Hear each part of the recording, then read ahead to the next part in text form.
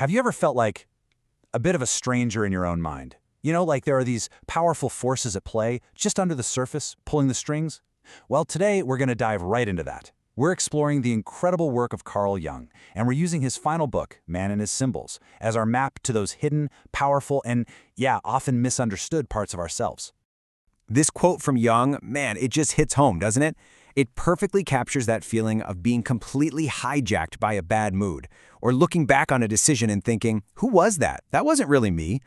It's this universal human thing, this weird disconnect between the person we think we are and these powerful, unseen currents that are definitely influencing us.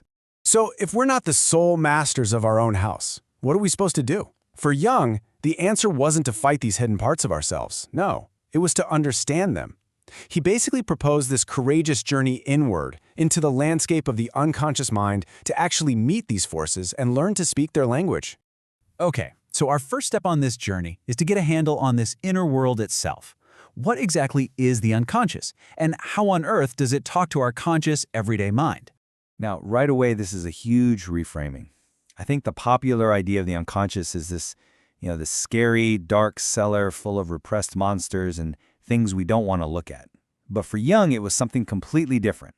It's not some enemy to be conquered. It's a wise, natural part of us. It's a source of guidance and balance, if we can just learn how to listen. So how does this inner guide talk to us? Well, primarily, it speaks the language of dreams. And dreams, for Jung, aren't just random brain static from the pizza you ate last night. Nope, he saw them as direct, meaningful messages from the unconscious. They speak in a language of symbols and images, a language that is ancient, universal, and incredibly, incredibly rich.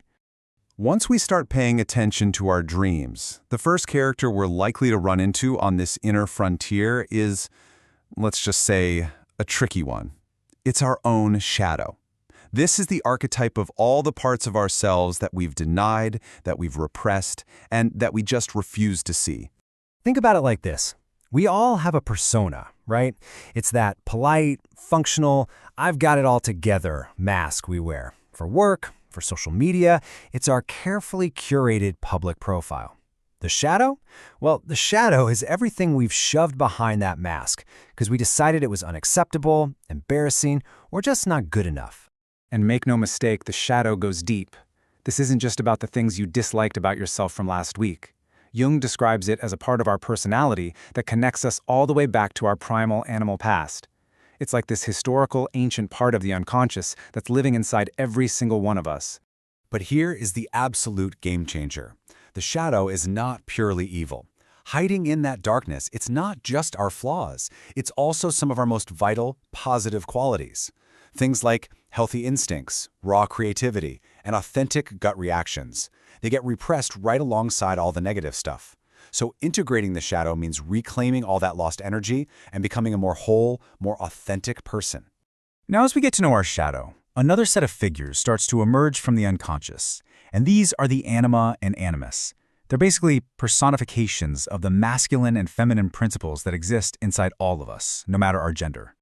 So Jung's idea was that our psyche has both masculine and feminine energies. For a man, the anima is his inner feminine image, his soul, and it really shapes his moods and his relationships. For a woman, the animus is her inner masculine image, her spirit, and it deeply influences her opinions and her core beliefs. And these figures are incredibly powerful.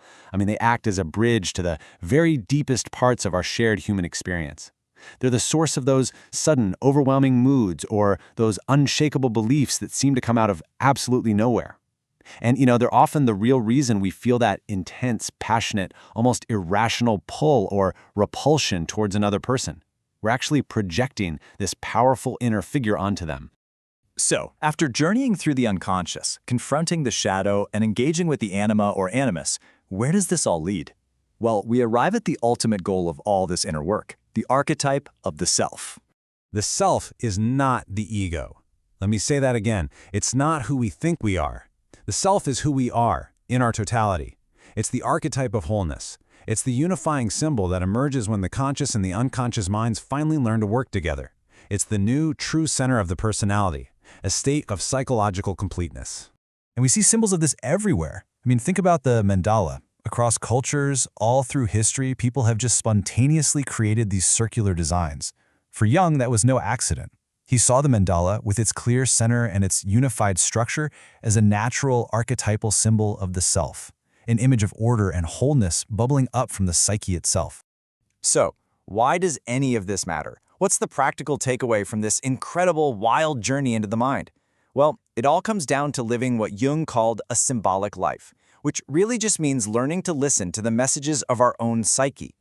What this all means is that the strange images in our dreams, the myths that fascinate us, the symbols we find ourselves drawn to in art or nature, this isn't just random noise. They are meaningful messages from a natural, wise part of ourselves. Paying attention to them, valuing them, that's the real key to growing as a person and living a more conscious, fulfilled life. And that brings us to the final question, really. Jung gave us a map, but the journey? That's uniquely our own. So what symbols are appearing in your life? What recurring dreams or images or stories keep showing up for you? What might your own unconscious be trying to tell you?